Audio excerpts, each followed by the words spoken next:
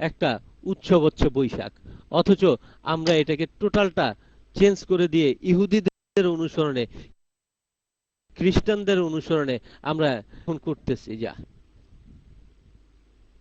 আপনারা এত কিছুর পিছনে লাগতে পারেন, এই উৎসব হারাম ওই উৎসব হারাম, এটা কেন লাগেন না যে আমাদের যে ডিশ কালচারটা আসছে সেইটাতে আমাদের নিজস্ব স্বকীয়তাকে একেবারে এভলিউশন করে দিছে, সেটাকে ধ্বংস করে দিছে। একটা দেশের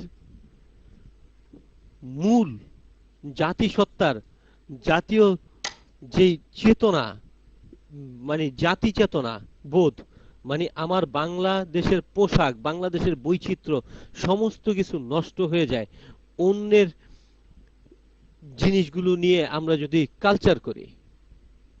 আমাদেরকে আসলেই সত্যিকার অর্থে আমাদের নিজস্ব বৈচিত্র্যের উপরে দাঁড়াতে হবে। বাইরের দেশি চ্যানেলগুলো বন্ধ করে দেন, দেখবেন যে আপনার এই জায়গায় আগের বৈশাখটা ছিল কি, গরিব মানুষকে খাওয়ানোর একটা উৎসব ছিল মূলত।